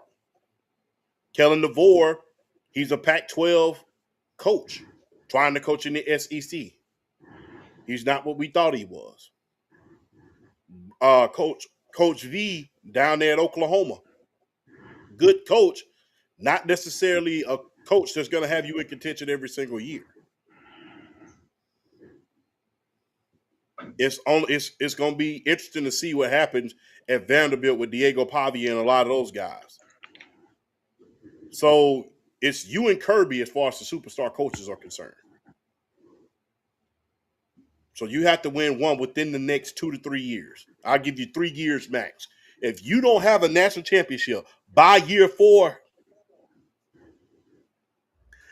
that's your ass, Mr. Postman. Out of year 4. Especially if you don't even make it to the playoffs.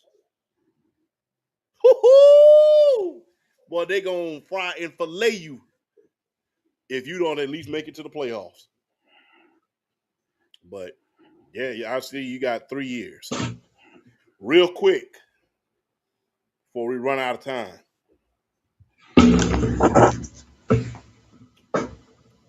Real quick, 2 minutes apiece. Indiana Hoosiers, is this the greatest story in college football history? And can they win the Natty? I'm going to go first. Yes, it is. When you think about Indiana traditionally, you don't think about the Hoosiers as a football school. You think about them as basketball. It's basketball. When you think about Indiana, period, you think about basketball.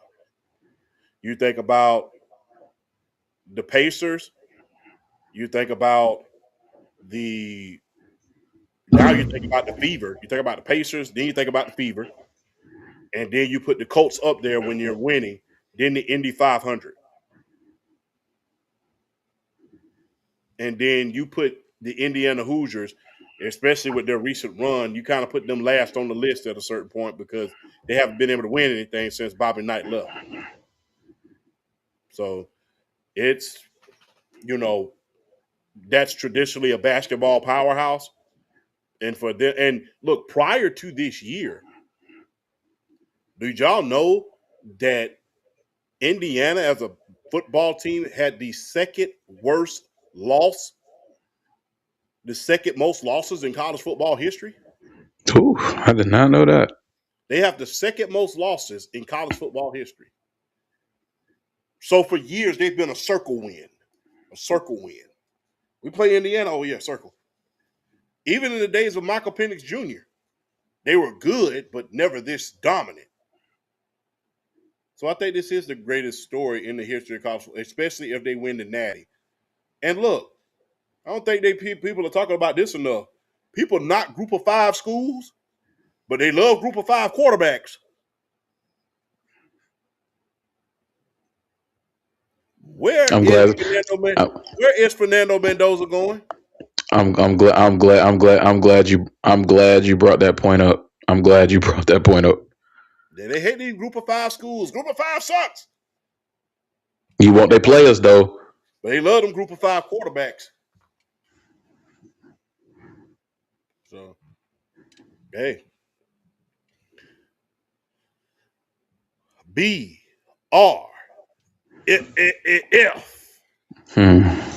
Greatest story in college football history.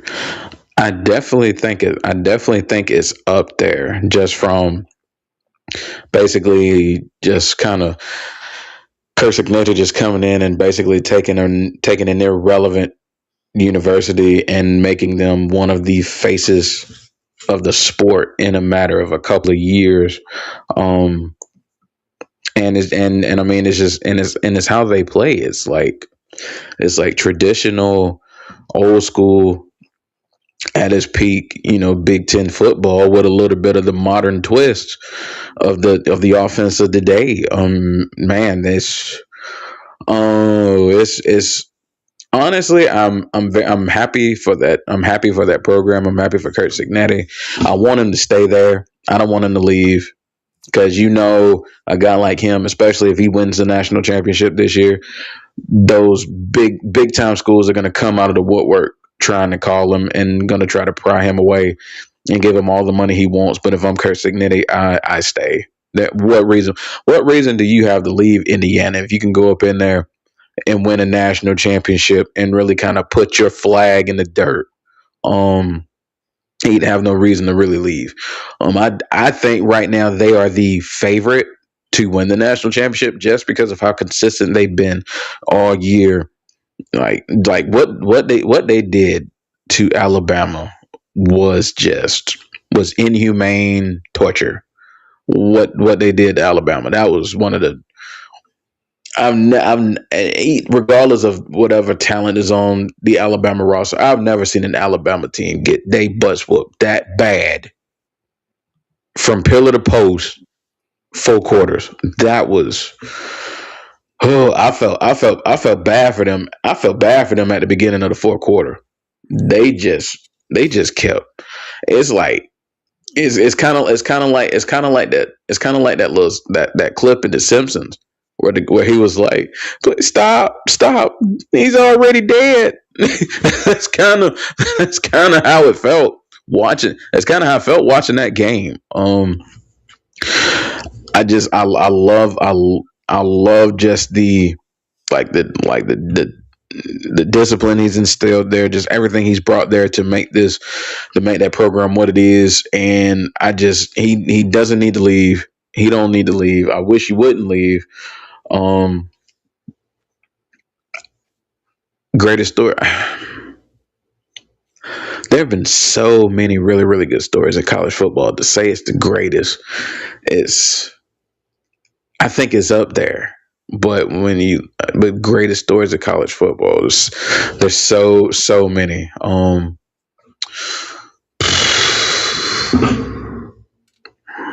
I when you consider where they were before to where they are now, if you want to say they're the if you want to say they're the greatest story, I'm not going to argue with it because of what Indiana was to where they are now. But college football is just a sport that's just built on stories and legacies and just kind of cementing your place and all that. Just I think it would be the I think I would enjoy this. Even though I'm a Georgia fan, I'm probably rooting for Indiana the most here just because of, you know, how irrelevant they've been to the football scene to now being 2 wins away from a chip.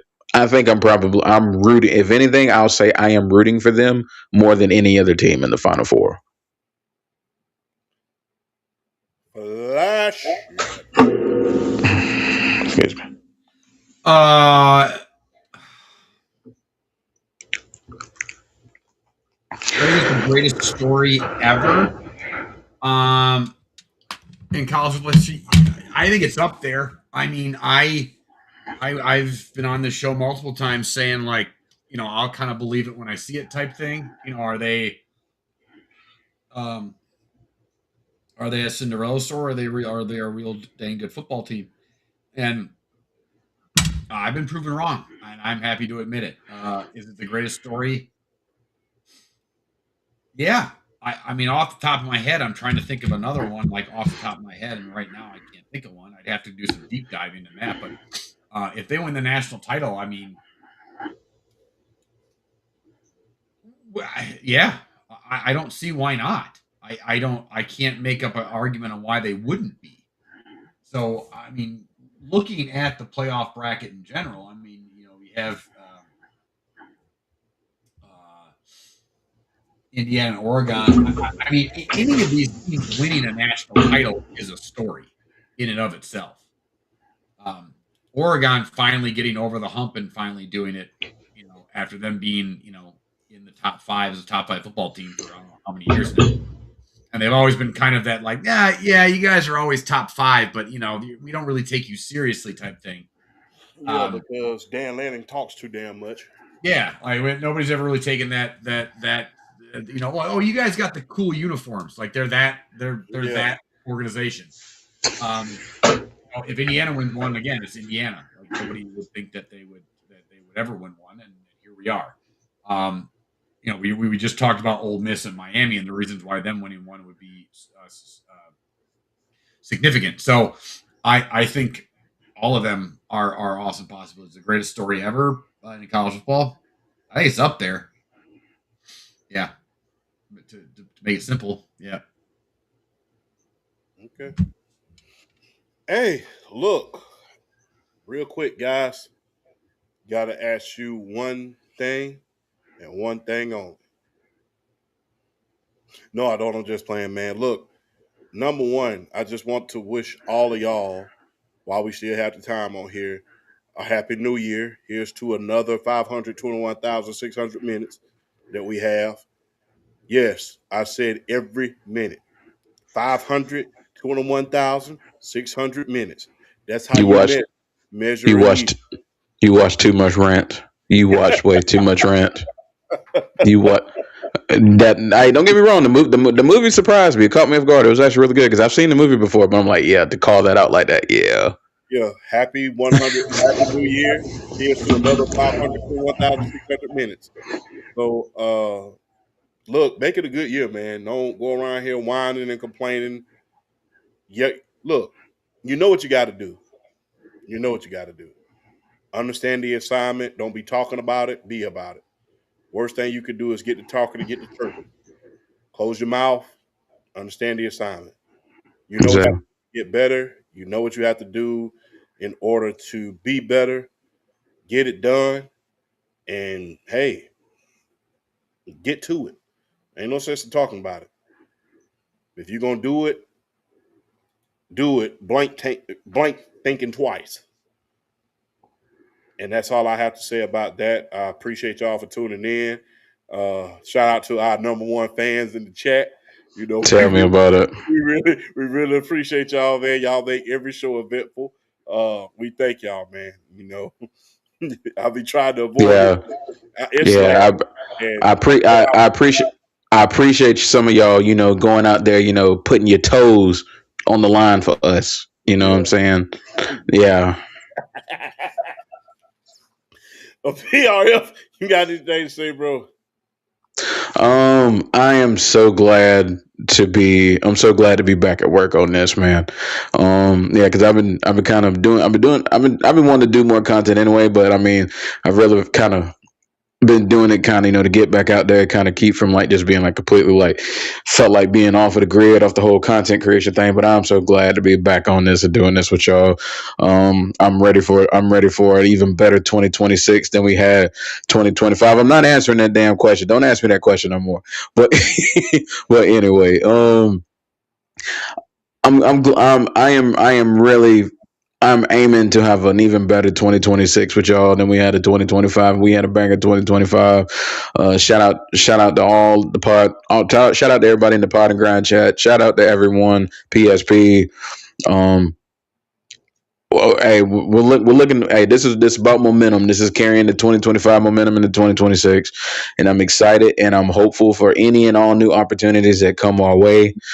Um, and so, I mean, it's been a pleasure since the beginning with you two, and to kind of to start seeing some growth and seeing where we at. It's an honor to share the stage with y'all, and I'm ready to keep this ball. I'm ready to keep this ball rolling, and I'm excited for what the future holds. Topic I thought about is the topic I talked about. Flash. 2026, we're gonna have some interesting sports topics right off the bat. I think we've covered a lot of them just in the football aspect, but we got the NBA season that's starting to pick up. Um, baseball's right around the corner. So it's gonna be got the Olympics coming up too. Yeah, no. Thing too, like it's gonna be a big old sports year. So Yeah. just in that aspect, just on me personally, I got a lot of stuff going on right now, and just doing the busy dad life type, thing. My daughter's in hockey, and that's taken up. Your kid ever gets into some kind of sport where like they're any decent at it and they want to stick with it, I just warn all you parents out there, it's a second full-time job. So I am either here at home, at work, or at the ice rink. So that is my life. So just to warn y'all, it's a lot. It's a lot of fun though. It's even though at times it's really tiring and everything like that, but it's fun to watch her go from when she first put on ice skates and she's wearing the little training wheel. They're called skaties, and she's going like this across the ice to now, like she's a full-fledged hockey player. So in 4 years, and she's only 8. So it's so cool to see. But the work stuff is getting insane in a good way. So it's going to be in a very exciting, busy year. I hope at some point I can get back into the TikTok game and get it, but I have only so much bandwidth right now. So, but I love doing this show, and it's something that I love doing every Sunday. And I hope my schedule at some point opens up where I can do more stuff on TikTok and here. So, on the Winter Classic, just one quick one. Joe Smith asked about my thoughts on the Winter Classic. My big thing on the Winter Classic right now is they're shifting to more. It seems like they're shifting to more indoor stadiums now, when the whole point of it was to play in an outdoor stadium.